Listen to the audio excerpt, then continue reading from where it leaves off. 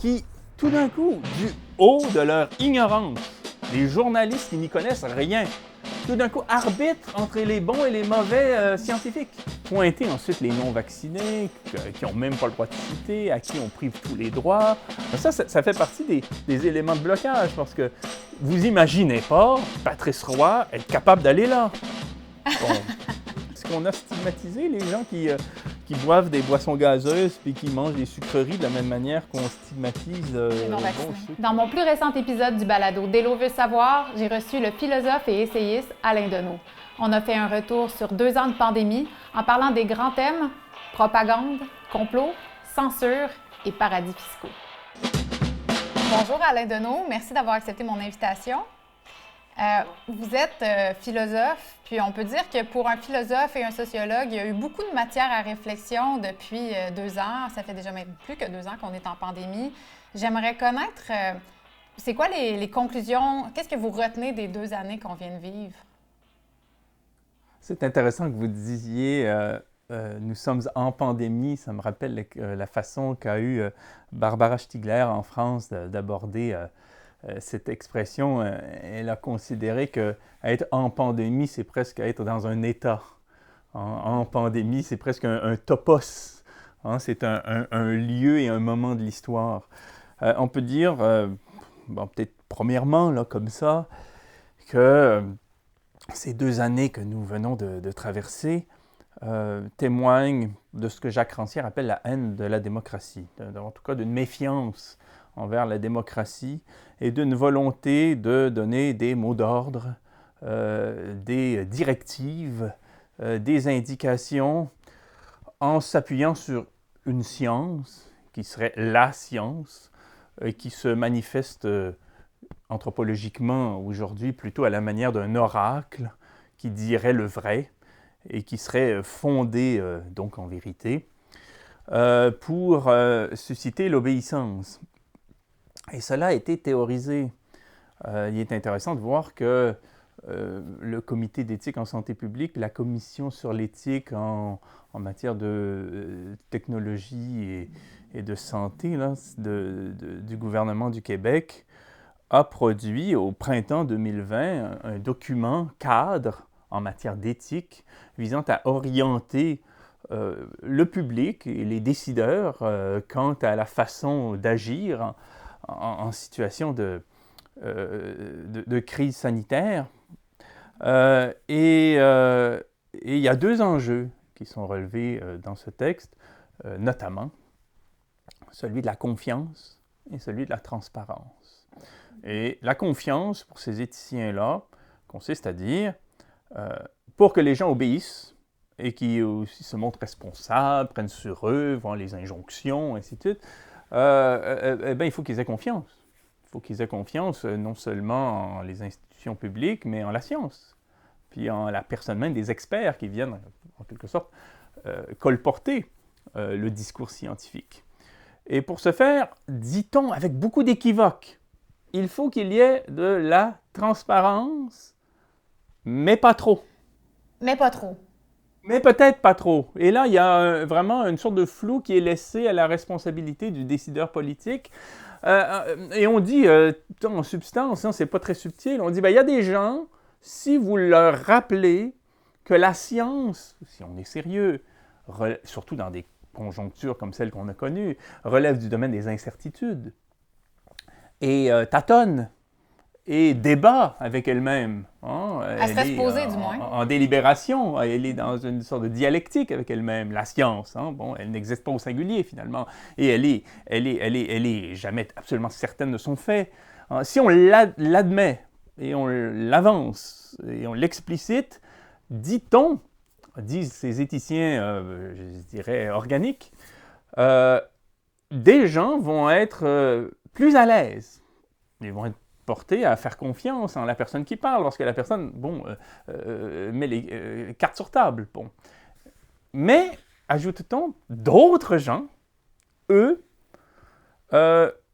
auraient plutôt tendance à être déroutés, angoissés, anxieux, si on leur dit qu'on n'est pas tout à fait sûr. Si on leur dit, finalement, la vérité, pour aller vite, Si on leur dit, voilà, nous, décideurs publics, avançons à tâtons, comme un peu tout le monde, comme la science, on essaie de comprendre un peu ce qui se passe, il y a une conjoncture nouvelle, on essaie au mieux de nos connaissances, et étant donné l'état de la recherche et des débats scientifiques, parce que la recherche, c'est d'abord une série de débats entre des chercheurs qui ne sont pas d'accord entre eux. Voilà où nous en sommes, et ainsi tranchons-nous. Nous prenons une décision parce que c'est notre prérogative et même notre mandat comme décideur de trancher au milieu de questionnements. Au nom du principe de précaution, au nom de la santé publique, au nom d'un certain nombre de critères et de considérations. Les éthiciens disent « Ah, il y a des gens pour qui ça ne le ferait pas. Ils ne seraient pas rassurés, ils seraient inquiets. » Donc, vous, décideurs publics, tranchez, décidez à partir de quel seuil il faut cesser d'être transparent et donc à partir de quel seuil il faut en quelque sorte prétendre à la vérité et pacifier finalement le discours scientifique. On l'a vu en fait, on l'a vu dernièrement. Pour conclure, force est de considérer que l'option des gouvernements a été la seconde, c'est-à-dire craindre l'intelligence commune, douter de la faculté des citoyennes et des citoyens d'entendre au fond ce qu'il en était de la situation dans sa complexité, et donc de simplifier à outrance le discours et les directives sous une forme autoritaire pour que nous devenions des sujets obéissants.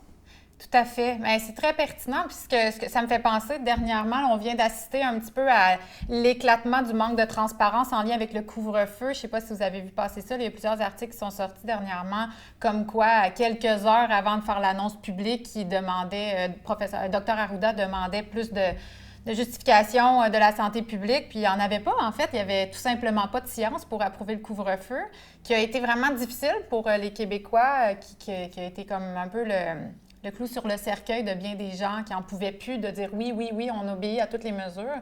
Donc, est-ce qu'on peut dire que, niveau transparence, là, quand le gouvernement a eu le choix d'être plus ou moins transparent, est-ce que vous diriez qu'il a plus sombré dans l'opacité? Bien, tout à fait. En ce qui concerne le gouvernement, les autorités publiques, et pas seulement au Québec, mais dans la grande majorité des États occidentaux, et cela pas seulement par rapport au couvre-feu, mais par rapport à peu près à toutes les mesures, parce qu'aucune mesure n'est en dernière instance fondée par la science. Il arrive toujours un moment où on quitte la science pour entrer dans la politique, et on peut l'assumer. Et je crois que le principal problème a concerné les médias davantage que les États, mais les États, je vais y revenir parce qu'il y a toute la question du conflit d'intérêts dans le domaine de la science, il y a toute la question des lobbying, il y a toute la question des arbitrages, mais admettons que c'est de la politique.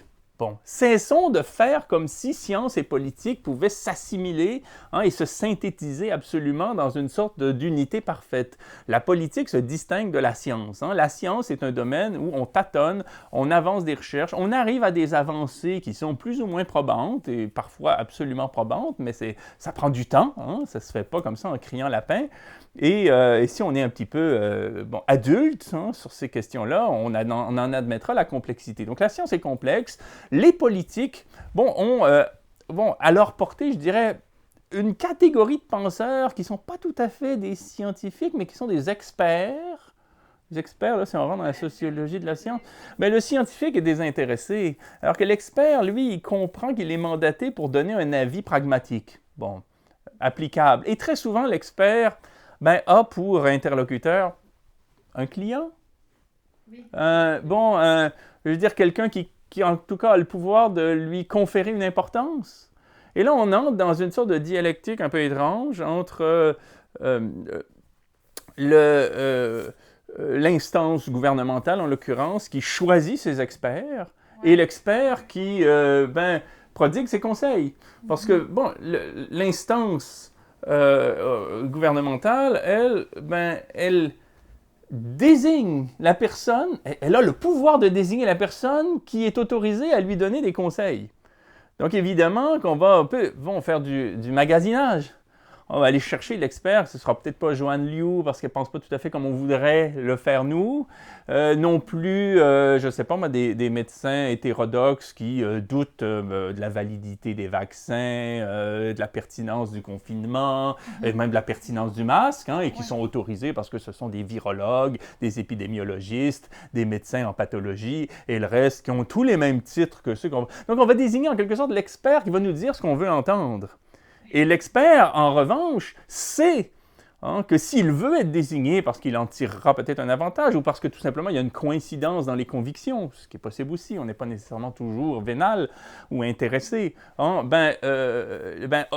livrera en tous les cas un discours qui est compatible avec celui du pouvoir qui nous confère cette autorité d'expert.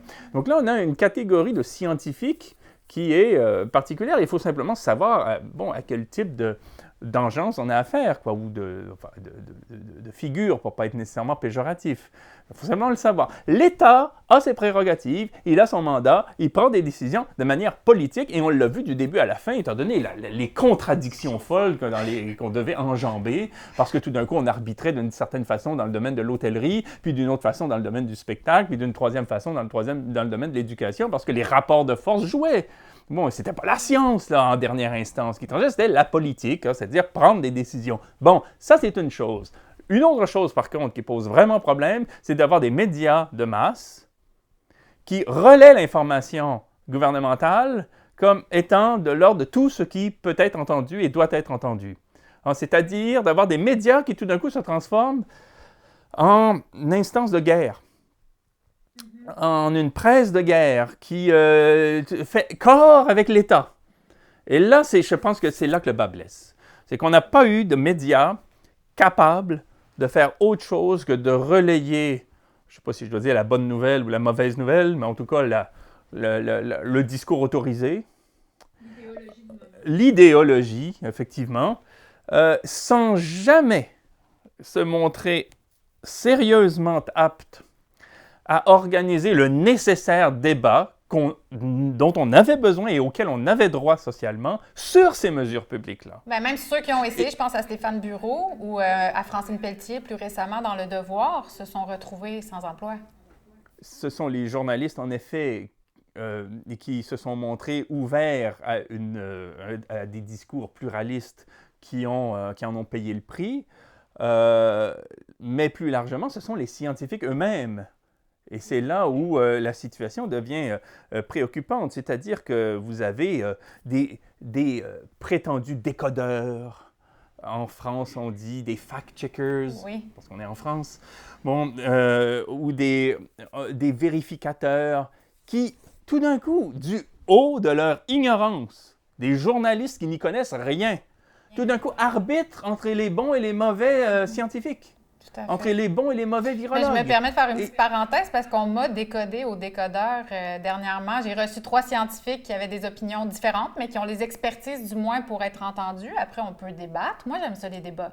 Mais j'aime que vous en parliez parce que justement, c'est des gens qui ont un diplôme en journalisme et ils s'en vont dire qu'un expert qui a fait de hautes études au MIT n'a aucune idée de quoi il parle.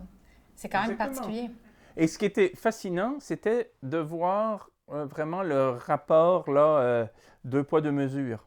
Et ça a été très gênant. Et là, on était clairement en face d'une opération propagandiste et une opération de censure. Et je pèse mes mots. Ce pas des mots dont j'aime abuser. Non, puis j'aime le souligner parce que vous n'aimez pas ces mots-là généralement. Vous ne les utilisez pas à la légère. On n'en abuse pas. On n'en abuse pas parce qu'on leur fait perdre leur portée. Mais là, on peut dire, c'était le cas. Prenez...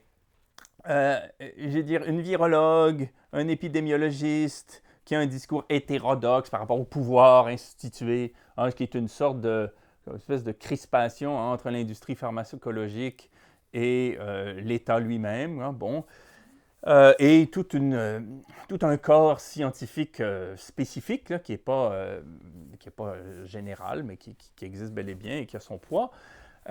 Mettons que vous ayez quelqu'un qui est dissident par rapport à cet ordre-là, les médias vont tout d'un coup tout fouiller sur la personne, essayer d'identifier à quand date son dernier article scientifique, est-ce qu'il n'y aurait pas le menu, dire, la moindre apparence de conflit d'intérêt par rapport à ce qu'aurait fait cette personne dans son parcours. Enfin, on fouille tout.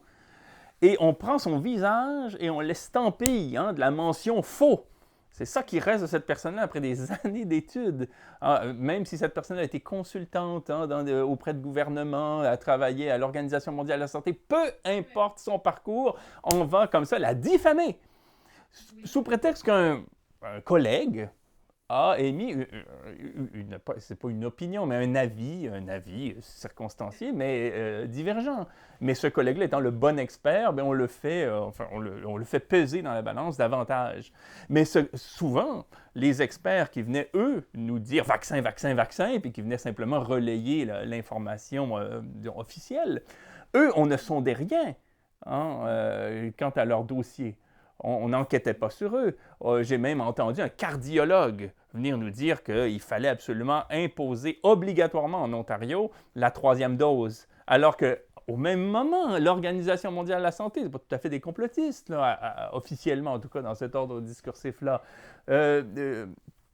contestait cette mesure-là. Pourquoi? À cause de mais ça, c'était pas dit. Okay. Et le cardiologue n'a aucune compétence, si je comprends bien, en la matière. Lui était cité comme une sommité. Ça faisait même les titres. Donc, on voit qu'il y a eu vraiment un traitement contrasté. Mais comment expliquez-vous on s'entend, c'est le 4e pouvoir. On s'attend à ce que les médias ne travaillent pas constamment main dans la main avec les dirigeants. On s'attend à ce qu'ils remettent en question, qu'il y ait un contre-narratif. Et pendant les 2 dernières années, on n'a pas vraiment assisté à ça. Puis je trouve que c'est particulier au Québec. En France, il y a eu quand même plus de débats, mais au Québec, on n'en a pas vu. Comment vous expliquez ce phénomène-là?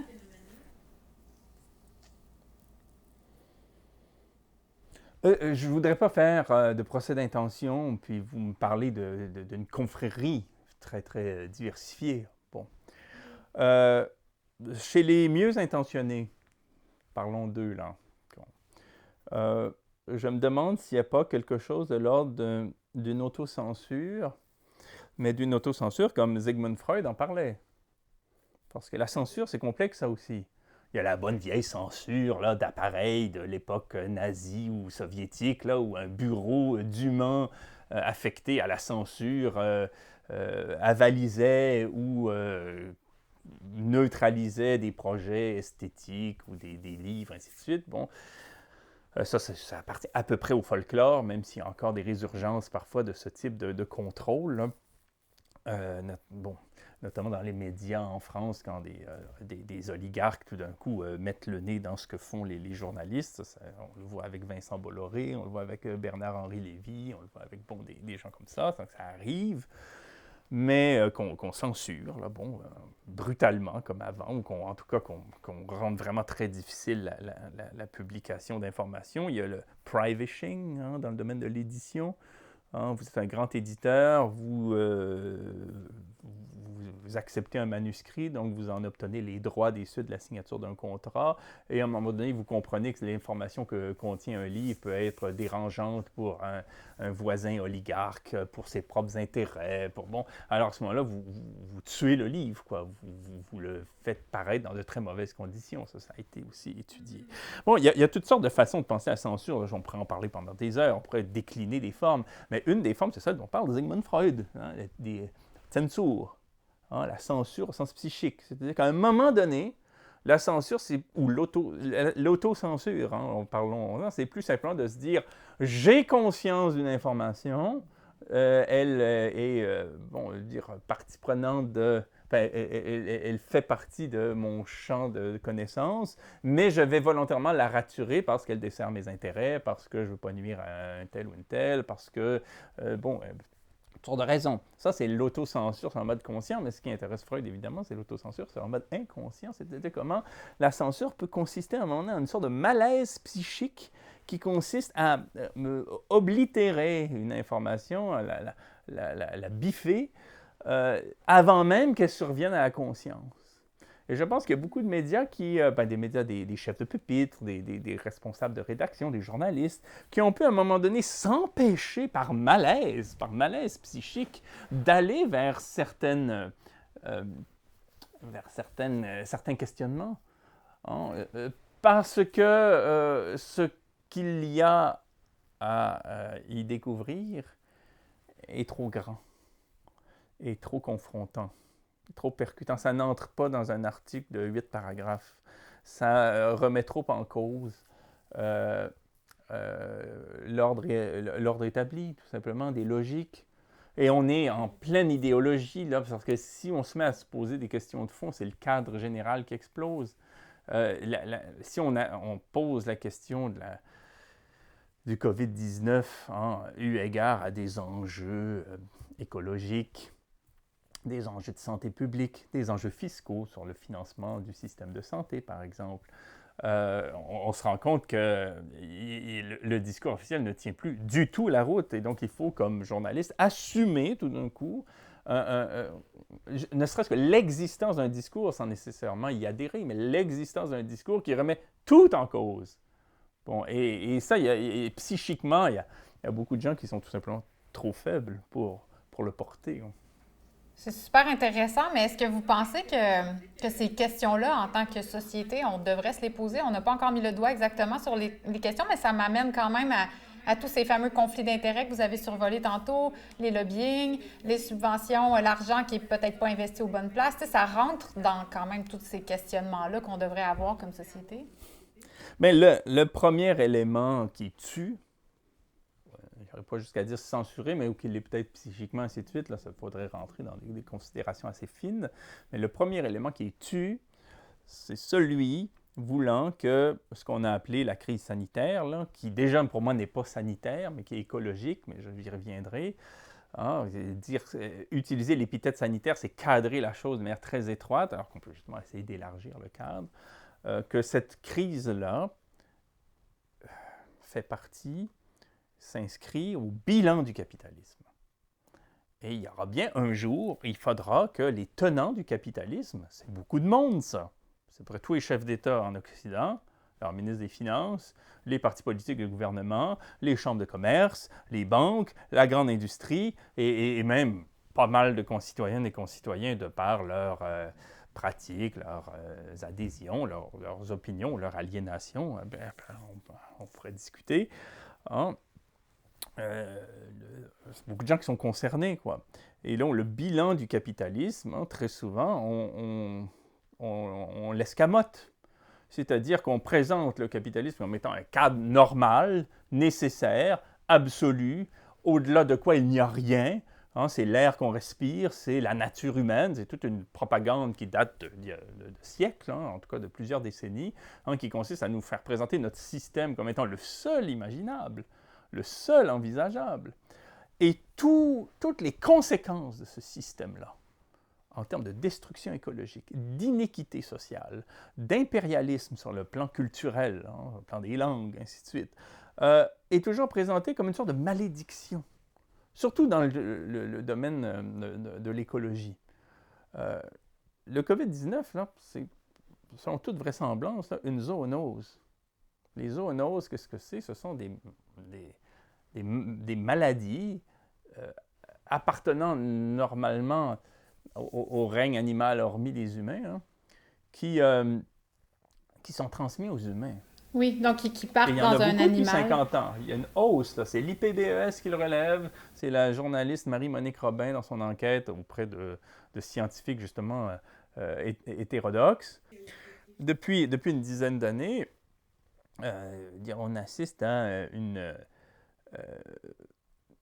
augmentation anormale de maladies transmises aux sujets humains par des animaux. Le Zika, le SARS, l'Ebola, le H1N1, le COVID-19, ainsi de suite. Et puis, il y en a une liste là, qui est interminable et qui témoigne de quoi? Des conséquences de la perte de biodiversité. Parce que, on le sait, l'IPBES nous annonce qu'à terme, 1 million d'espèces sont menacées. Et déjà, on fait des statistiques absolument terrifiantes sur le sort des abeilles, des oiseaux, que ce soit en Europe ou en Amérique. On voit que les populations sont parfois décimées à hauteur de 80%. c'est la chaîne alimentaire universelle qui est menacée, c'est l'agriculture, c'est tout le vivant. Les experts, les scientifiques qui travaillent dans ces instances qui étudient le phénomène nous disent qu'au-delà de ce seuil, on ne répond de rien, c'est-à-dire qu'on rentre dans l'imprévisibilité la plus totale. La seule chose qu'on peut prédire, c'est qu'il y aura un changement de paradigme catastrophique. Bon. C'est le bilan du capitalisme, ça. C'est bien lui qui a développé les OGM, puis les pesticides, puis la monoculture, puis la mondialisation financière, puis l'extractivisme, le productivisme, le consumérisme. C'est son bilan. Donc, ça fait partie de son bilan. Mais jamais les tenants de ce système-là ont à répondre de ce bilan-là parce qu'ils arrivent par, étant donné qu'ils détiennent aussi la presse, que ce soit sous une forme étatique ou privée, jamais ils vont nous dire, bon, ben j'ai à répondre de ce bilan, ou jamais on leur demandera de répondre de ce bilan-là. Puis ce bilan-là, il est simple à comprendre, quoi. Il est lié autant à notre régime industriel, qui est dénoncé par tellement de scientifiques dans le domaine climatologique ou biologique, bon, au sens très large, mais c'est aussi simplement le quadrillage de la planète aux fins de l'exploitation industrielle et marchande. Pourquoi est-ce que quand un Chinois tousse, la planète devient malade? C'est qu'on n'a jamais été autant réseauté, aussi intensément, que ce soit par rapport à la grande industrie, que ce soit par rapport à la monoculture et à l'agriculture industrielle ou au tourisme de masse.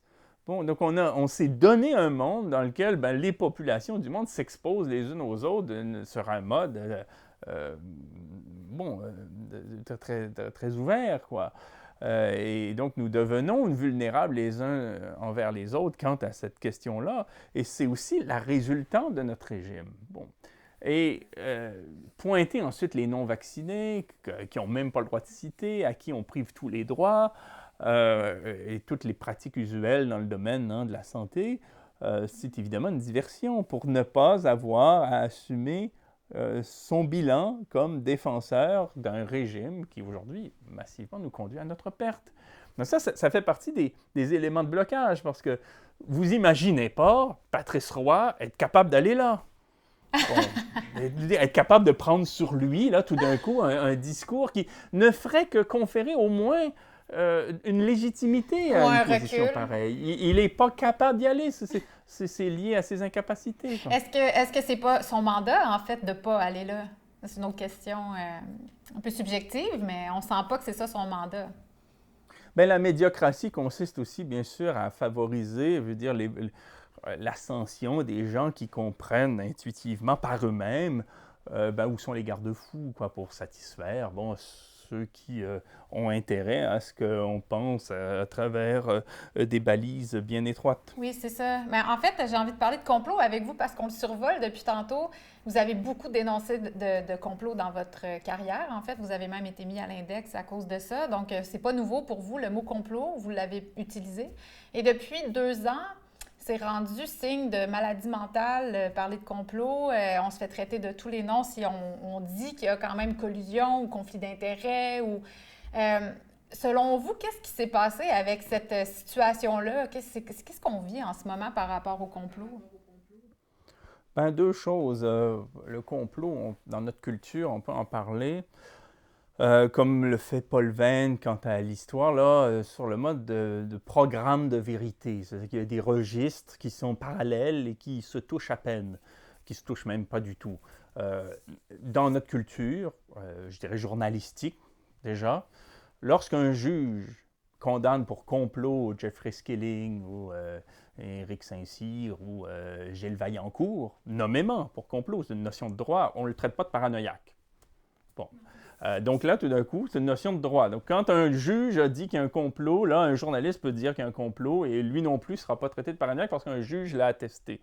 Donc c'est une notion en droit, donc il doit bien y avoir quelque chose dans le réel qui relève du complot, puisque des juristes, qui sont quand même parmi les sujets reconnus de notre régime, l'avancent eux-mêmes.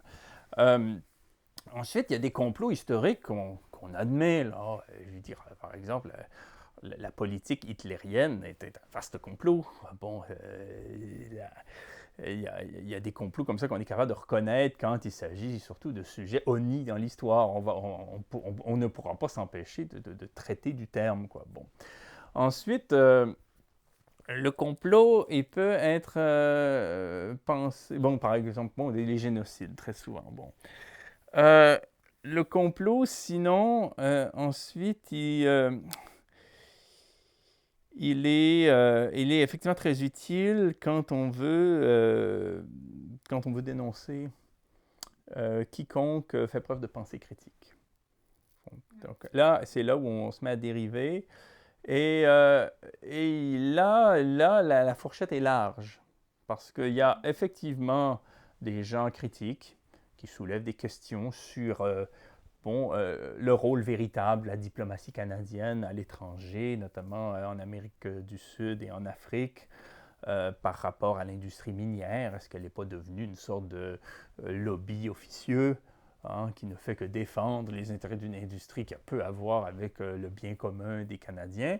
Bon, là, on va nous dire « Ah, vous êtes complotiste, vous imaginez, je ne sais pas, des choses. » Et ce sera une critique de mauvaise aloi. Puis effectivement, par ailleurs, des discours qui vont, eux, commencer par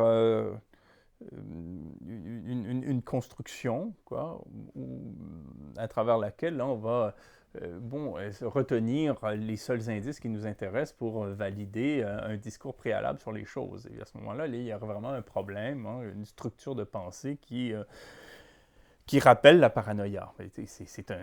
On ne peut pas nier qu'il y ait je dirais pas des théories, parce que c'est vraiment mal connaître la science que d'attribuer le mot théorie à des constructions pareilles, mais il y aura quand même des délires qui vont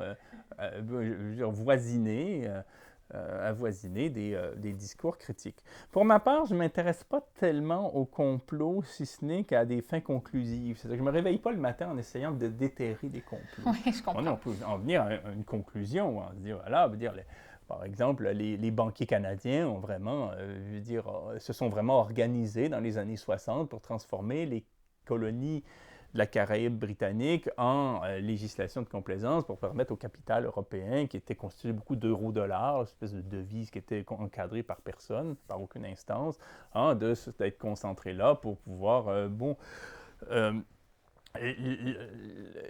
y recourir abondamment sans aucun contrôle public. Bon, est-ce que c'est un complot? Peut-être, mais ce qui est intéressant, en fait, la distinction qu'on peut faire entre la pensée critique et le complot, c'est que j'ai l'impression que le complot, la paranoïa politique, quand elle se manifeste de manière très claire, là où on cherche à tout prix à se dire que c'est les reptiliens, les Illuminati, les 200 familles, c'est, je ne sais trop, la CIA, absolument, là, qui a fait telle ou telle chose, sans nécessairement, en sentant bien qu'au fond, l'explication précède l'argumentation, puis on fait rentrer un peu comme à la Procustre,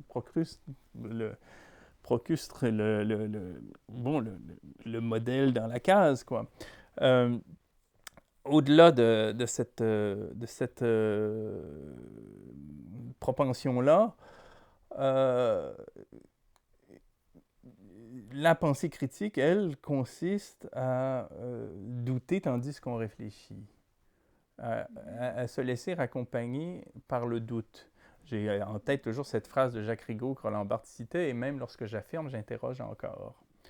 Parce que ce qui est en cause avec l'approche un peu complotiste crasse, là, ou problématique, c'est l'incapacité à vivre dans le doute quant à qui décide, qui profite. C'est une incapacité, je dirais presque pathologique.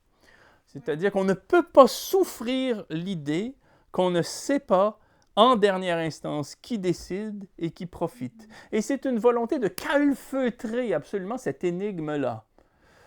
Et donc d'aller au-delà des apparences pour toujours s'enquérir de ce qu'il y a derrière, ce qui nous permet très souvent dans les soupers de famille de jouer au plus malin parce qu'on a tout compris, parce qu'on ne nous la fait pas, parce qu'on est au-dessus comme ça des apparences, parce qu'on a en quelque sorte contourné au fond les artifices du spectacle, quoi. Bon. Et cette cette propension-là nous amène très souvent à prendre beaucoup de liberté par rapport aux exigences de rigueur de la pensée. C'est un problème parce qu'aujourd'hui, précisément, ce qui caractérise notre ordre, c'est qu'il n'est pas décapitable, contrairement à l'époque stalinienne ou hitlérienne, où, par exemple, sous le régime nazi, si on mettait en branle l'opération Valkyrie pour assassiner Hitler, puis tout de suite neutraliser sa garde rapprochée, on pouvait penser là concourir à l'effondrement d'un régime honni puis dictatorial. Bon, c'était quelque chose qu'on pouvait penser à l'époque de ce que j'ai appelé le totalitarisme névrotique. Bon. Mais à l'époque qui est la nôtre, c'est-à-dire celle du totalitarisme pervers, il est très difficile de savoir où est vraiment le centre du pouvoir. Dire, vous pouvez avoir en 2001 le World Trade Center qui s'écroule, le capitalisme continue de tourner le lendemain. Vous pouvez avoir en 2014 le PDG de Total, qui est la plus importante firme dans toute la francophonie. Ça ne l'empêche pas le lendemain de continuer de fonctionner. Vous sentez bien qu'on ne peut pas décapiter le système parce qu'il n'a plus de tête. Il est réseauté. Il est réseauté et non seulement il est réseauté à travers toutes sortes d'instances, de structures, de personnes morales, d'entités fictives voulues par le droit, mais il est aussi réseauté à travers nous. Il passe par notre chair. Nous, cadres, employés, consommateurs, citoyens, nous sommes devenus dépendants des éléments de ce régime-là. Je veux dire, nous consommons les produits des firmes que nous dénonçons. Nous sommes en quelque sorte alimentés de toutes sortes de manières par des pouvoirs dont on conteste le caractère oligarchique et puis la portée totalisante. Et puis nous sommes complètement... C'est un système qui nous a complètement embrigadés, de sorte qu'aujourd'hui, il nous présente d'ailleurs davantage comme des associés, des partenaires. C'est toute sa rhétorique, mais qui repose sur une sorte de réalité quand même fonctionnelle, quoi. Et on nous souhaite responsables, c'est-à-dire qu'on souhaite qu'on prenne sur nous, en fait, l'impératif même du système pour qu'on se rende pertinent auprès de lui, de façon à ce qu'il continue de nous considérer comme partenaires. Et donc, on est dans un monde où il est très difficile de savoir qui mène. Oui, c'est ça le problème. Et je dirais que la paranoïa, là, s'il s'agit de la nommer comme ça, quand elle se révèle vraiment, parce qu'il y a beaucoup de fois où on l'attribue à des gens qui ne sont pas paranoïaques du tout, mais qui cherchent simplement à se poser des questions sur des alliances de mauvaise aloi, sur du trafic d'influence, sur du lobbying, et ça continue quand même bel et bien d'exister sur un mode circonstanciel, quoi. Puis on a raison de se poser ces questions-là. Mais quand on rentre dans un phénomène paranoïaque dans la politique, c'est quand on cherche à tout prix à désigner un coupable, c'est Bill Gates, c'est je ne sais pas quel forum qui, dans des officines un peu sordides, comme ça, prend des décisions et a le pouvoir, comme ça, de réguler ce qu'il en est dans l'ordre mondial. Bon, et quand on rentre dans ce type de schéma-là, on manifeste, au fond, une sorte d'incapacité liée à la maturité politique, je pense, là, à admettre qu'il y a beaucoup de choses qui continuent de nous échapper, même quand on est critique, et parce qu'on est critique. Bon. Voyez comment fonctionne, et je finis là-dessus, là, les grands pouvoirs privés aujourd'hui, les multinationales, les grandes banques. Bon, elles ne cherchent pas tellement, je pense, à se rendre responsables de la conjoncture mondiale. Regardez même juste l'intitulé de leur statut juridique. Très souvent, elles se constituent en société à responsabilité limitée. On se présente ouvertement comme étant irresponsable. Qu'est-ce que ça veut dire? C'est-à-dire que nous, poignées d'actionnaires, de grands actionnaires, de rentiers, nous avons droit à un flux de revenus par rapport à ce que fait un monstre, qui est une entité multinationale qu'on présente non sans cynisme comme une personne morale, qui est une fiction juridique, qui s'appartient à elle-même, et nous avons par rapport à elle une responsabilité limitée. C'est-à-dire que nous voulons bien tirer comme ça un avantage de ce qu'elle produit dans le monde en exploitant, en détruisant, en saccageant, en le beurre et l'argent du beurre. Bon. Mais on ne veut pas être personnellement responsable de ce qu'elle fait. Donc nous sommes dans un monde où le pouvoir privé se pense à responsabilité limitée. C'est quand même terrifiant, quoi. Nous ne sommes responsables de rien. Et puis même en politique, c'est souvent la rhétorique qu'on nous sert. Vous avez un Jacques Chirac, un Nicolas Sarkozy en France, un Jean Charest au Québec, qui traînent des casseroles, mais c'est tonitruant. Mais ils vont toujours nous dire « Ah, j'étais pas là, on m'en parlait pas, je le savais pas, ça se passait. » On n'est jamais responsable. Je veux dire, c'est la rhétorique. On tire profit d'un système et on sait comment, entre gens de bien, dans le charme discret de la bourgeoisie que filmait si bien Louise Buñuel, on sait comment faire en sorte qu'on communique sans se rendre responsable de l'information qui circule. En fait, donc on est dans un ordre où de quoi s'agit-il? Et je finis vraiment là-dessus. Pour des pouvoirs privés, il s'agit non pas de contrôler la conjoncture. La conjoncture, elle va un petit peu à volo. On la balise un petit peu, on influence les élections ici, on contrôle la presse là, donc on la balise dans ses grandes lignes. On la laisse un petit peu évoluer parce que c'est beaucoup les actants qui prennent sur eux, font le bon fonctionnement du système. On leur donne des cibles inaccessibles, on les voit en fait se tuer à la tâche pour essayer de les atteindre. On ne sait même pas selon quelle méthode, c'est à eux de les trouver. Hein? Mais au bout du compte, on s'assure d'être suffisamment puissant pour avoir les leviers nécessaires, multiples, pour en tirer parti de toute conjoncture, quelle qu'elle soit. Quelle que soit l'évolution de la conjoncture, on a suffisamment de leviers pour essayer en quelque sorte d'en jouer, pour tirer profit de l'évolution des choses, même si on n'a pas de contrôle sur elle. Donc, si vous avez des partenaires autant en Russie, aux États-Unis qu'en Chine et en Afrique, bien, quelle que soit la géopolitique mondiale, vous saurez sur quel tableau jouer pour tirer profit de la conjoncture, même jouer aux intermédiaires à la rigueur. Si le cours du pétrole est élevé ou s'il est bas, bien, vous saurez au fond quelle partie de la chaîne d'opération faire fonctionner de manière plus insistante pour tirer profit de la conjoncture, ainsi de suite. Donc l'idée, c'est d'avoir suffisamment de leviers, contrairement à une PME, là où un citoyen, une citoyenne un peu comme ça, captive de sa situation, hein, pour profiter de toute conjoncture. Donc, il y a une pandémie mondiale, que ce que vous voyez, bien, l'immense majorité des oligarques dans le monde en tirent profit. Bon, eux, ça leur coûte jamais parce qu'ils savent toujours jouer de la conjoncture sans nécessairement l'avoir, préparée et fomentée dans des officines sordides. On n'a pas vraiment eu le droit de dire pendant les 2 dernières années que les compagnies Big Pharma, les compagnies multinationales se faisaient des profits. C'était quelque chose qui était tu. Vous avez écrit un article dans Le Pivot il y a quelques mois où vous disiez, je vous cite, vous souleviez en fait que c'est difficile d'avoir confiance dans les compagnies plénipotentiaires comme Pfizer, représentées depuis 20 ans par des menteurs compulsifs multirécidivistes, comme en attestent aux États-Unis son très lourd dossier juridique. Donc, vous parlez justement du fait que ces compagnies-là n'ont pas patte blanche. Est-ce que vous ne trouvez pas justement qu'on a eu de la difficulté à nommer ces choses-là? On nous demandait de faire une confiance absolue dans une compagnie qui n'a pas notre confiance, dans des compagnies qui n'ont pas notre confiance. Du moment que vous subsumez toutes ces réalités sociologiques extrêmement complexes, le pouvoir des multinationales, là, seulement Pfizer, je ne parle même pas des autres, a brassé en 2021 36 milliards de dollars. Et en 2022, son carnet de commandes était d'égale envergure. Bon.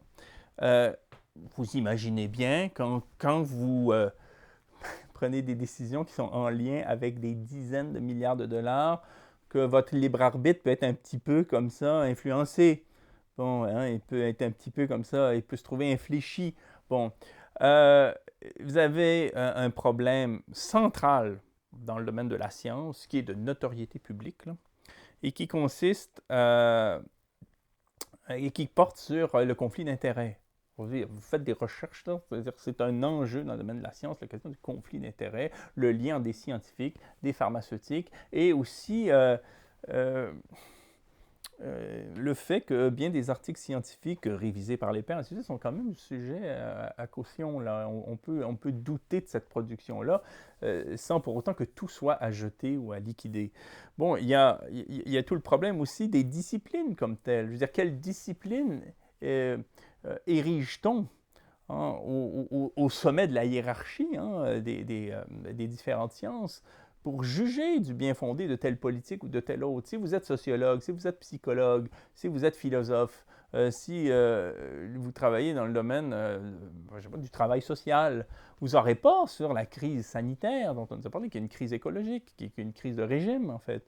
vous n'aurez pas le même jugement que si vous êtes épidémiologiste et que vous avez travaillé toute votre vie à partir de modèles qui datent, au fond, qui ont pour antécédents des grandes pandémies terribles, qui ont quand même objectivement aucun lien avec ce qu'on a vécu, là. C'est pas la lèpre non plus.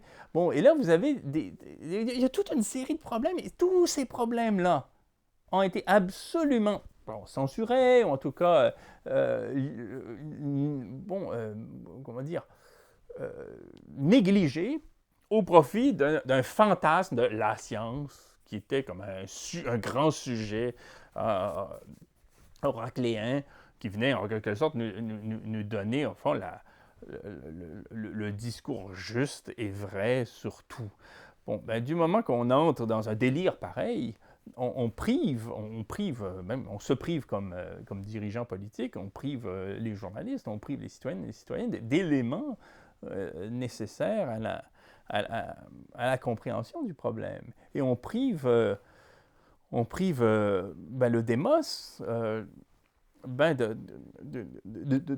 des conditions de possibilité de la pensée, bon, et du débat. Bon, c'est ce qui aurait été nécessaire ici. Et donc, dans la balance, en fait, pèse effectivement le problème du lobbying et des conflits d'intérêts. Pourquoi, par exemple, des cures alternatives, l'ivermectine, par exemple. Oui, c'est ça, alternative au vaccin. N'a pas fait l'objet de plus de recherches, parce que tout ce qu'on a dit par rapport à l'ivermectine, c'est qu'il n'était pas prouvé que ça marche. C'est quand même, c'est pas décourageant à ce moment-là de regarder plus en ce qui peut en Mais il n'était pas forcément être, prouvé que ça ne marchait pas non plus. C'est ça, mais là, on voyait bien qu'il y avait des billets, que le regard était tendancieux. Et dès que quelqu'un en parlait, on l'estampillait comme étant dans le faux, parce qu'il avait dit quelque chose qui n'était pas encore absolument prouvé par la science, comme si les vaccins qu'on nous a finalement contraints à prendre étaient, eux,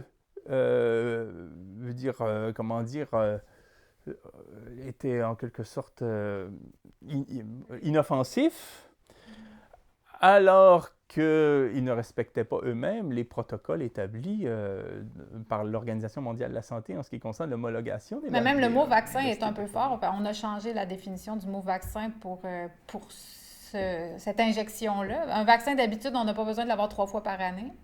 Exactement. Donc, effectivement, on était face à une sorte d'objet comme ça qui méritait un traitement critique infiniment plus important que ce à quoi on a eu droit, c'est-à-dire un matraquage propagandiste. Vraiment. Bien, puis vous avez utilisé le mot propagande. Tantôt, ça fait plusieurs fois que vous l'utilisez. J'ai tendance à l'utiliser quand même. À chaque fois que je dis le mot propagande depuis 2 ans, j'ai peur de l'opinion publique. Ça fait partie, vous parliez d'autocensure inconsciente de Freud tantôt. J'imagine que je l'ai toujours un peu dans le fond de mon esprit. C'est un mot qui est fort, qui est associé beaucoup avec les grandes guerres. Mais moi, personnellement, en tout cas, mon opinion, c'est qu'on a vraiment assisté à beaucoup de propagande depuis 2 ans. Et je vois que vous l'utilisez aussi. Donc, pour vous, c'est vraiment de la propagande qu'on a vécue, par rapport à la vaccination du moins. Les États se sont retrouvés dans un contre-emploi pour 2 raisons. Ça fait des décennies qu'on nous dit que les peuples n'existent plus. On le sait, celle qui est allée plus loin dans cette rhétorique-là est Margaret Thatcher qui a dit « I see no such thing as a society ». Je regarde autour de moi, c'est quoi la société? Moi, je ne vois que des individus. C'est ce qu'elle disait littéralement, là. Bon, je la cite. Bon, et c'est effectivement le motto, quoi, le discours fondamental des autorités publiques ultralibérales là, depuis des décennies. Bon. Et très certainement depuis la chute du mur de Berlin, là, sur un mode unilatéral. Bon, donc ça fait des décennies qu'on nous dit que nous sommes des individus. Bon, là, tout d'un coup, on nous dit, attention, la santé publique, c'est pas individuel, c'est collectif, vous êtes responsable de la santé de l'autre. Tout d'un coup, le collectif se remet à exister. Mais on est dans un phénomène de dissonance cognitive. Même chose pour la santé publique. Moi, la santé publique, on s'y est intéressé par rapport à la cigarette parce qu'on s'est rendu compte que ça coûtait beaucoup trop cher en soins de santé. Ça a été un peu la même chose avec le COVID-19. En fait, on a fait les comptes, on s'est dit d'une part, le COVID-19, il risque de nous coûter trop cher si on se met à l'intégrer comme ça dans notre système. D'autre part, il met en péril le capitalisme parce que tout d'un coup, il y a une peur de tomber malade. Au début, on savait vraiment, je pense pas trop ce que c'était, là. Peur de tomber malade si on va travailler ou si on va consommer. Terrible. Donc là, il fallait en quelque sorte investir dans toutes sortes de mesures pour éliminer ce virus qui, au départ, était très clairement une menace pour l'ordre. Bon. Mais il y a d'autres problèmes de santé publique qui n'intéressent pas le pouvoir parce qu'il n'a pas ces incidences-là. Par exemple, la malbouffe. Mm-hmm. Ah, mais s'il fallait, à un moment donné, parler du sucre raffiné puis des gras trans par rapport à la santé publique, puis même y aller puis penser en termes de coûts de santé, là, est-ce qu'on a stigmatisé les gens qui boivent des boissons gazeuses puis qui mangent des sucreries de la même manière qu'on stigmatise ceux qui n'ont pas voulu se faire vacciner d'un produit qui était même pas aux normes, en fait, et qui faisait... Oui, que le doute était raisonnable, somme toute. Absolument. On était dans le domaine là, du principe de précaution, mais vu autrement, quoi. Et surtout qu'en éthique médicale, je dis, l'idée du libre consentement est quand même une valeur qu'on ne devrait pas comme ça fouler aux pieds à la première occasion. Donc là, il y avait quand même matière à débat, parce que moi, je reste quand même agnostique dans tout ça. J'ai pas une sorte de... Je ne prends pas encore position. Je reste par contre dubitatif quand on essaie de me faire rentrer dans le ciboulot de force une idée contre toutes les autres. Là. Je trouve ça suspect. Mais je pense que là, ma seule position, c'est de dire qu'il y a vraiment matière à débat et j'ai soif, c'est pour ça que je fais des lectures pour ma part en ce sens, j'ai soif de discours qui ne soient pas ceux qu'on nous sert dans les grands médias. Bon, et je pense qu'on peut être agnostique, là. Je veux dire, en dernière instance, si on est sérieux, il y a peu de gens parmi nous qui ont les compétences de trancher. Bon, oui. Et c'est là où, pour y venir, le complot, sous une autre forme, parce qu'on pourrait en décliner aussi plusieurs, le complot, si on a à le trouver quelque part ces dernières années, il est précisément dans le discours gouvernemental.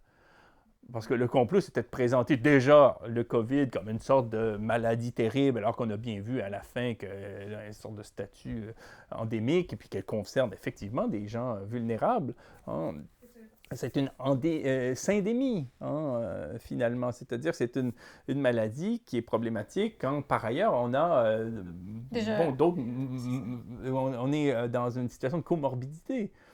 Si on est asthmatique, si on a tel problème, là, effectivement, ça peut être un réel enjeu. Et puis, il peut y avoir des politiques de santé publique qui sont ciblées vers les gens qui sont effectivement vulnérables. Mais sinon, il n'y a rien de mieux dans une situation comme celle-là, me semble-t-il. Mais je le dis sur un mode en même temps, encore une fois, un tout petit peu dubitatif, là. Puis, mais il me semble que l'immunité collective est plus garante, au fond, de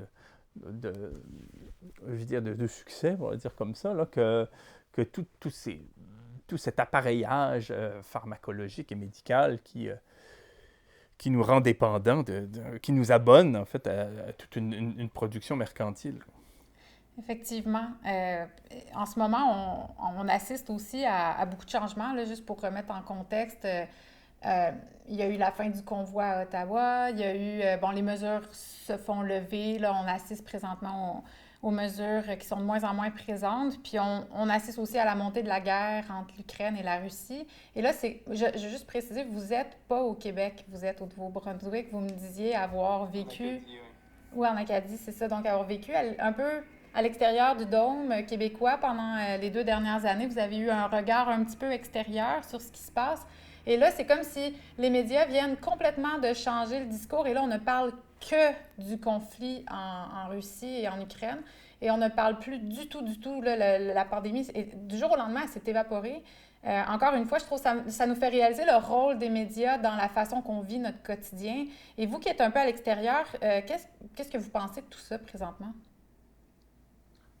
Disons, en même temps, je dirais que l'Acadie est dans le monde aussi. Là, on n'est pas dans une sorte de forclusion. Hein. mais je dirais que, pour éviter justement de céder à des discours faciles qu'on pourrait, à tort ou à raison, taxer de paranoïaque, j'estime pas que dès que les grands médias disent quelque chose, c'est faux, puis dès qu'on dit le contraire de ce qu'il y a dans les grands médias, c'est vrai. C'est une sorte de travers facile, c'est paresseux. C'est très facile, oui. Et là, hier, quand même, je veux dire, dans l'Est de l'Europe, des événements qui se produisent qui sont sérieusement inquiétants. On n'en parlerait pas que ça m'inquiète, ça me troublerait davantage que si on en fait cas.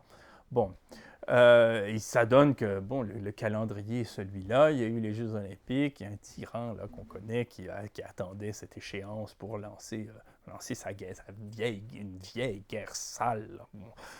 Bon, comme il y en a eu en Irak, je veux dire, comme il y en a eu au Mali ces dernières années, ça a étrangement suscité moins d'émoi. On dira que le racisme systémique n'existe pas, mais bon. Voilà. Donc, il y a beaucoup à dire là-dessus. Mais ce qu'on peut au moins effectivement mentionner, c'est que dans cette conjoncture, je parlais des conjonctures tout à l'heure, ça fait l'affaire des États. Parce que là, on prive les peuples, parce qu'on sature leur conscience de cet événement qui relève d'une réelle gravité, hein. On prive les peuples de cette espèce de post-mortem dont on aurait eu grand besoin pour dire, est-ce qu'on n'est pas allé trop loin? Notamment en ce qui concerne la suspension des droits. Ça, je pense que c'est la trace la plus grave que va laisser cet épisode-là qui s'est produit sur les 2 dernières années, parce que là, on sent qu'on est dans l'épilogue. C'est cette façon qu'on a eue de faire accepter au commun que les droits constitutionnels étaient gérables comme tout le reste, qu'on pouvait les suspendre comme ça, sans même de justification. Aux 10 jours au Québec, on a restauré l'état d'urgence sanitaire, sans même s'expliquer, sans même faire valoir la gravité de tout ça. On est allé à la limite de l'inconstitutionnalité par rapport à un vaccin qui, de fait, devenait obligatoire. Dans le sens qu'ils ne l'ont pas rendu obligatoire, c'est ce que vous voulez dire? Il n'y a personne qui a osé aller jusque-là parce que c'était pas constitutionnel. La pression est quand on perd notre emploi, ça devient pas mal obligatoire. C'est ça. Et les constitutionnalistes peuvent vraiment, par contre, eux, effectivement, avancer que par moment, on a effectivement transgressé les lignes. Hein. Mais on n'a pas voulu l'assumer, c'est tout ce que je veux marquer. Là. On n'a pas voulu assumer qu'on rendait quelque chose obligatoire. On tournait autour du pot sur un mode coercitif assez dégoûtant par moment où je pourrais vous parler de gens qui ont perdu des contrats de travail parce qu'ils étaient vaccinés alors qu'il était prévu qu'ils travaillent à domicile. Bon, donc là, on rentre dans quelque chose de purement idéologique au service de marchands de vaccins quand même. Là, je veux dire, cet élément-là doit entrer dans l'équation s'il n'est pas seul. Et donc, du coup, on a comme, en quelque sorte, intégré l'idée que les droits, le droit du travail, la liberté d'expression, le droit d'association, le droit au secret médical, le droit à un consentement libre et éclairé par rapport à un traitement, que même, on est même allé jusqu'à déclarer la loi des mesures d'urgence.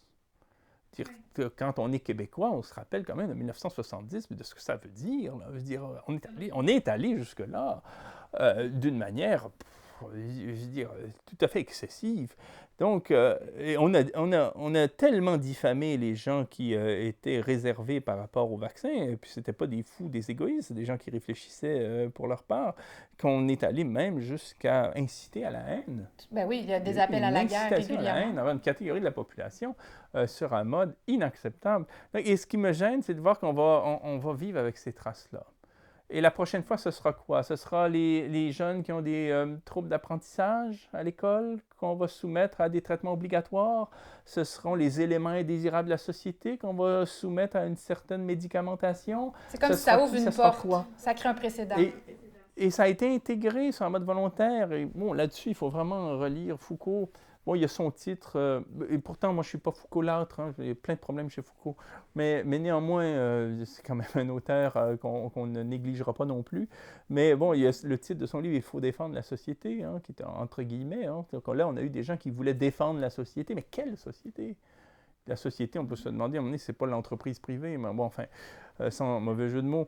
Mais Mais plus avant encore, il y a son texte des années 70 sur le pouvoir du corps médical. Le corps médical comme ayant, au-delà même de sa présence dans les tribunaux, dans les entreprises, dans les compagnies d'assurance, dans les États, au-delà du simple fait de soigner des malades, là, le corps médical est devenu très clairement un pouvoir, puis participe de toutes sortes de dispositifs, pour reprendre son vocabulaire. Mais Foucault nous montre qu'au-delà de cela, son principal pouvoir est d'avoir en quelque sorte soumis le discours à sa propre rhétorique, de sorte qu'il n'y a pas d'autre de la médecine. Hein? C'est-à-dire que si on veut contester à un moment donné, par exemple, des décisions d'ordre médical ou pharmacologique dans une société, il faut se faire soi-même contre-expert. Il n'y a pas un discours d'une autre nature reposant sur d'autres prémices qui peut en quelque sorte faire le poids. Et donc, on a vu toutes sortes de gens se transformer en virologues, se transformer en épidémiologistes en disant, bon, j'ai lu ce que j'ai pu, puis il me semble que telle ou telle mesure est sujette à caution parce qu'on peut lui opposer ceci, cela. Puis là, la presse arrivait en disant, oui, mais vos sources, c'est des charlatans. Une horde de charlatans, une armée de charlatans. À un moment donné, on se demandait comment il se faisait qu'il y en ait autant. Bon, mais on est arrivé comme ça à tout embrouiller, de sorte qu'on se retrouve en quelque sorte pris dans un charabia scientifico-médical, parlé par des gens qui n'ont pas les compétences pour l'entretenir, tout simplement parce qu'aucun autre discours n'est admis. Ce qui est quand même un problème. Parce qu'on a vu quand même des gens avec des expertises comme Dr Malone, qui est un des inventeurs du vaccin ARN messager, être complètement vilipendé. Maintenant, il est discrédité. C'est des gens qu'on aurait dû, à mon avis, du moins écouter. Après, on peut ne pas être d'accord avec ce qu'il dit, mais tu sais, qu'il soit rendu maintenant censuré sur Spotify et je pense censuré sur YouTube. Donc, on a vraiment assisté à, comme vous disiez, puis vous l'avez répété plusieurs fois, ce qui est dommage. En tant que citoyenne, j'aurais aimé avoir droit à une diversité de points de vue pour être capable de tirer mes conclusions, parce que c'est vrai que je ne suis pas virologue, mais cette espèce de manque de transparence puis d'obligation à penser d'une seule façon fait en sorte que beaucoup de gens vont se braquer. Donc, c'est pas forcément souhaitable. Bosch, Alice Desbiol, Carole Xavier au Québec, sont des gens qu'on aurait respectés s'ils avaient dit vaccin, vaccin, vaccin. Mais tout d'un coup, comme il disait autre chose, ce qui m'a le plus gêné, et ça continue, ça dure, hein, c'est qu'on les présente factuellement comme étant infréquentables. On les présente comme étant infréquentables de la même manière qu'on désignerait la couleur de leurs cheveux, là, que ça appartenait à leur personne. Quoi. Ils devenaient ontologiquement charlatans, délirants, paranoïaques, anti-vax, alors que vous parlez de gens qui ont travaillé dans le domaine de la vaccination.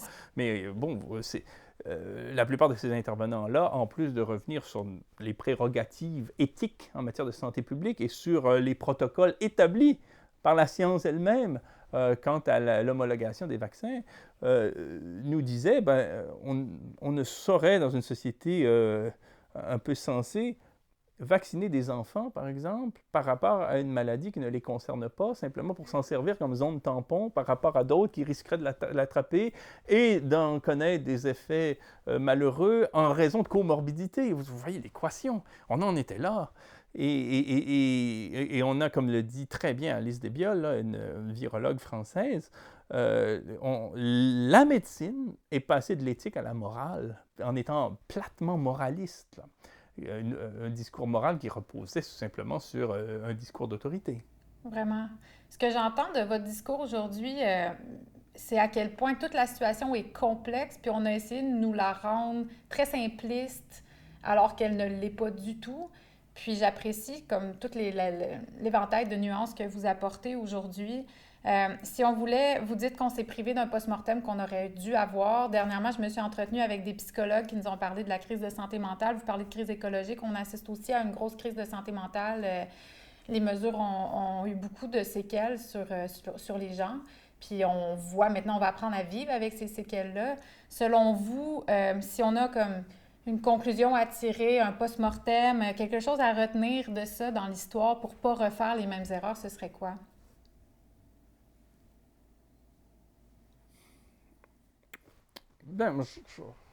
C'est toujours difficile de donner comme ça des conclusions comme ça, génériques. Là.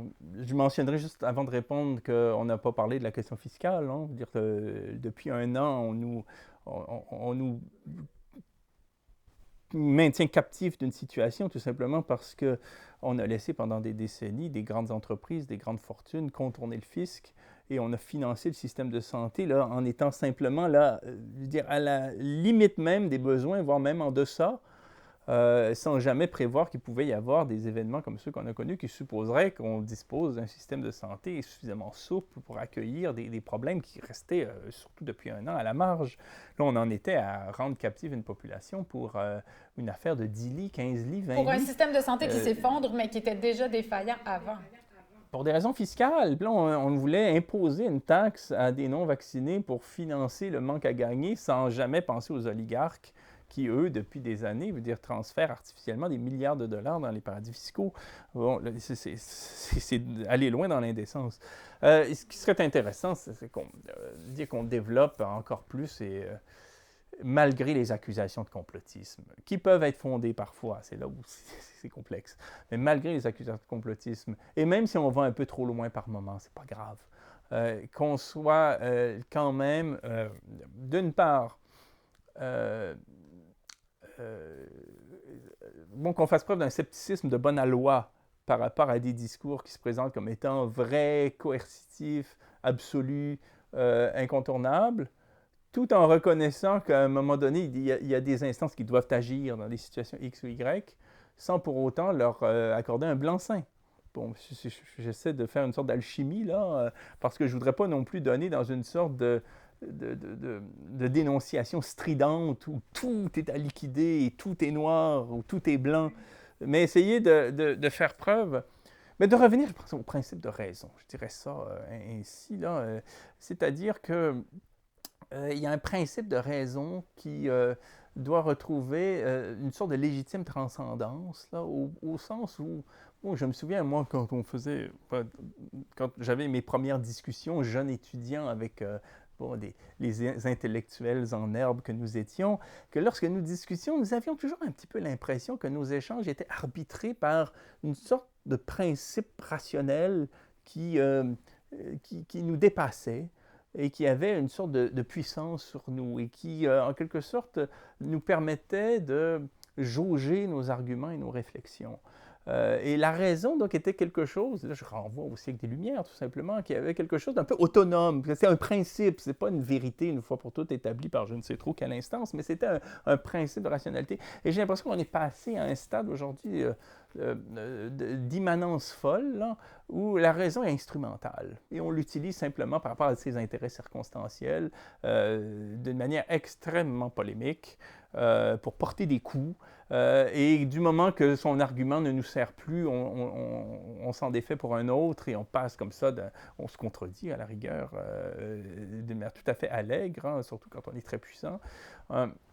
Et on est pour la défense du climat, mais on est pour aussi la construction d'un oléoduc. On est pour, voilà, la rationalité est devenue absolument plastique parce qu'elle n'obéit plus à un principe qu'on respecterait comme étant de l'ordre d'un patrimoine intellectuel, quoi, et, en tant qu'il nous dépasse, quoi. Et c'est ce que j'espérerais qu'on retrouve, quoi, c'est-à-dire une sorte de boussole qui est plus grande que sa petite opinion circonstancielle, comme ça, que ce soit comme instance puissante qui a beaucoup d'impact sur le réel, ou même comme le fait d'une citoyenne ou d'un citoyen qui opine sur les choses. Est-ce que c'est pas utopique? Selon vous, connaissant comment le système fonctionne, est-ce qu'on serait capable d'y arriver comme société? Bien, c'est toujours en tout cas une aspiration. Une aspiration. Tout à fait. J'ai envie de poser... C'est pas une grande utopie que j'énonce là non plus. Mais en fait, vous parlez de fiscalité, c'est un domaine que vous connaissez vraiment beaucoup, avec lequel je suis peut-être moins familière, mais il y a eu, j'imagine, pendant la pandémie et avant, des problèmes à ce niveau-là. On a un système de santé, comme je trouve ça important peut-être juste quand même d'en parler, parce que c'est vrai qu'on a mis beaucoup de pression sur les personnes qui refusaient l'injection, alors qu'on paye énormément, on paye plusieurs milliards de dollars pour un système de santé qu'on a créé pour être à notre service. Et là, soudainement, on devait être au service de ce système-là. Selon vous, si on rentre dans ça un peu, les espèces de conflits d'intérêts, la fiscalité, tout ça, qu'est-ce qui s'est passé? C'est quoi les conclusions à tirer? C'est devenu une marotte là, pour moi, mais je veux dire, les paradis fiscaux ne constituent pas du tout un problème abstrait ou une sorte de point comme ça à l'ordre du jour parmi d'autres. C'est un enjeu fondamental. Bon, les paradis fiscaux, c'est-à-dire ces États un peu ultra-permissifs, hein, les Bahamas, la Barbade, les Bermudes, le Luxembourg, Hong Kong, et ainsi de suite, il y en a à peu près 80 dans le monde, permettent aux grandes entreprises et aux grands détenteurs de fortune de transférer artificiellement des actifs pour éviter de payer leurs dû. Bon, et donc, c'est une hémorragie, là. C'est une industrie. Il y a des milliards de dollars chaque année qui échappent au fisc. Il ne peut pas être imposé parce qu'officiellement, il est enregistré dans des comptes où le taux de pays où le taux d'imposition est nul ou quasi nul. Bon, ben à ce moment-là, il y a un coût pour les populations. Et on est responsable de ça, on en a au Québec beaucoup. Bien, je veux dire, c'est-à-dire qu'au Québec, il y a des détenteurs d'actifs qui transfèrent leurs avoirs à la Barbade pour éviter de payer des impôts au Québec. Là, tout à fait. C'est comme partout. Et nos États ont complètement lubrifié le système, quoi. Ils l'ont rendu possible. Très souvent, le Canada est à l'origine de la création des paradis fiscaux de la Caraïbe britannique, par exemple. Et donc, ce qu'il faut simplement comprendre, c'est que les paradis fiscaux sont à l'origine de problèmes qu'on a. Je veux dire, quand on attend un autobus 40 minutes à moins 30, c'est à cause des paradis fiscaux. Quand le système de santé est incapable de faire face à une crise sanitaire, c'est à cause des paradis fiscaux. Quand les artistes n'ont pas le droit à des fonds minimaux pour faire tourner un petit peu leur théâtre, c'est à cause des paradis fiscaux. À chaque fois qu'un responsable politique va dire on n'a pas d'argent pour ceci, on n'a pas d'argent pour cela, c'est parce que depuis 40 ans, plus, les États ont créé des échappatoires pour permettre aux grandes entreprises de transférer leurs actifs ailleurs, ce qui explique le manque à gagner dans le trésor public. C'est qu'à la fin des courses, c'est-à-dire à la fin de l'année, l'État n'arrive pas à équilibrer son budget parce qu'il y a seulement 10% de l'assiette fiscale qui provient de l'entreprise. Et dans le 10%, il y a les PME qui sont beaucoup plus captives que les grandes entreprises. Donc, les grandes entreprises paient à peu près pas d'impôts. Bon, très, très peu. Et puis ça a d'autres incidences. C'est que le capital qui reste, on l'impose moins pour qu'il reste, pour l'inciter à rester. Après ça, il y a évidemment le service de la dette. C'est comme on n'arrive pas à équilibrer le budget, c'est le monde à l'envers. On impose à des instances, on emprunte de l'argent avec intérêt à des instances qu'on n'impose plus. Donc, c'est le monde à l'envers, c'est les contribuables qui, au titre du service de la dette, versent des fonds aux grandes entreprises pour rembourser des emprunts qui ont été contractés parce que ces entreprises-là ne paient pas leur part d'impôt. Puis bon, après ça, il y a toutes sortes de coupures dans l'entretien des routes, dans les programmes d'accès au logement, dans l'université, dans le système de justice, dans le système de santé. On voit bien que ça craque de partout. Ouais. Bon, la question des problèmes des paradis fiscaux est centrale. Là, vous avez un type, François Legault, qui a fait fortune dans le tourisme de masse, qui est une des filières responsables de la COVID, là. Bon, avec toute cette espèce de réseautage dont je parlais tout à l'heure, qui a converti le gouvernement du Québec dans les années 1990 comme ministre au capitalisme radical de la mondialisation, qui lui-même est un milliardaire, et qui vient dire mais sans gêne, que ceux qui refusent de se faire vacciner par un truc dont on ne connaît pas encore la portée à long terme sont coupables du sous-financement du système de santé. C'est assez fronté quand même. Dans le domaine du cynisme, là, c'est une prouesse athlétique. Puis il n'y a eu aucune critique par rapport à ça. C'est ce qui m'hallucine le plus. On l'a très peu critiqué. Hein. Mais je pense qu'on retourne à cette espèce de censure là, qui est mi-consciente, mi-inconsciente. Parce que là, si on se met... On va dire, moi, je me suis exercé à tenir ces discours-là, mais il faut se les mettre en bouche, il faut lire beaucoup. Ça demande un effort, une rigueur intellectuelle. Puis du temps aussi, il faut lire. Il faut en lire des livres pour à un moment donné avoir cette assurance-là, pour comprendre. Mais si vous vous lancez comme ça, puis vous dites tout autre chose que ce qu'on dit tout le temps, c'est sûr que la voix tremble. C'est sûr qu'on est mal assuré. Comme disait Noam Chomsky dans les médias, quand on nous donne 2 minutes, ça va 2 minutes pour dire ce qu'on dit tout le temps partout. Si vous redites tout simplement, si vous vous connectez à la ritournelle idéologique, vous avez assez de 2 minutes pour dire ce qui semble être des évidences parce qu'on le répète partout. Il faut assouplir les règles sociales, il faut libérer le capital, il faut créer de l'emploi, il faut être concurrentiel, il faut être compétitif sur le marché de l'emploi. C'est des marottes. Vous avez assez de 2 minutes pour dire ça. Mais si vous voulez dire le contraire, vous avez besoin de 2 heures. Vous avez besoin de tout démonter. Bon, et évidemment, il faut aussi qu'un journaliste soit capable de se dire qu'il doit y avoir une caisse de résonance dans son média pour faire entendre ce discours-là, sans avoir les bras croisés et une sorte de air renfrogné pour dire « t'es qui toi » pour dire autre chose que ce qu'on entend tout le temps. Et donc, ça suppose que les journalistes soient un petit peu intellectuels, qu'ils lisent des livres. Bon, ça, c'est peut-être beaucoup leur demander, pour certains d'entre eux, en tous les cas. Oui, j'adore qu'on finisse avec ça parce que je trouve qu'on a beaucoup épargné Legault, on l'a très peu critiqué. On a souvent entendu les gens dire j'aurais pas voulu être à sa place, ça n'a pas dû être facile, mais en même temps, c'est son travail. Il s'est présenté aux élections pour comme Mais c'est son diriger. bilan. C'est pas son travail, c'est son bilan. C'est-à-dire que ce à quoi il était confronté est la résultante de l'idéologie qu'il défend depuis des années. En campagne électorale, il voulait pousser un petit peu, c'était rhétorique, il voulait un petit peu pousser Jean-François Lisée sur la gauche là, pour l'assimiler à Québec solidaire, pour lui passer pour le patron réaliste qui comprend les vraies affaires. Là. Ça, on revient toujours à ce slogan-là. Et puis il avait dit, avec sa voix inimitable, il avait dit à Jean-François Lisée, Monsieur Lisée, on est dans le capitalisme, genre arrivé en ville. Donc, il défend explicitement ce régime-là, mais il ne veut, il fait tout comme ses semblables, hein, pour ne jamais prendre sur lui le bilan de ce régime-là. Les conséquences bien réelles, historiques et dramatiques de ce régime-là, en termes écologiques, les zoonoses face auxquelles on est aujourd'hui, en faisant partie. Vous savez que les experts là, en matière de santé publique, de l'IPBES, puis aussi des scientifiques chevronnés, interviewé par Marie-Monique Robin, parle du 21e siècle comme étant celui d'une épidémie de pandémie. Là. C'est la bande-annonce qu'on vient de voir, parce qu'on a complètement... on s'est attaqué à la biodiversité, puis on s'est rendu, nous, vulnérables aux éléments pathogènes que portent des espèces qu'on stresse et qui deviennent eux-mêmes vulnérables à ces éléments pathogènes-là, au point de nous les transmettre via des exploitations industrielles d'élevage, hein, notamment le porc, qui a une définition génétique à peu près Très similaire. pareille à la nôtre. Ouais. Donc, on ne fait que commencer. On espère qu'on gérera les autres pandémies différemment. Ce serait fun qu'on puisse continuer de vivre quand même, somme toute, nos vies, surtout les jeunes. Là. Je vous remercie infiniment pour votre temps. Ça a été vraiment éclairant. J'ai aimé les nuances. Je trouve que c'est ce qu'on manque comme société. C'est bien de rester toujours avec un doute dans le fond de l'esprit, puis d'alimenter une pensée critique. C'est quelque chose qui manque. Donc, merci. Ça nous a fait vraiment du bien. J'espère qu'on aura la chance de discuter encore. Merci beaucoup. Bonne Au journée. plaisir.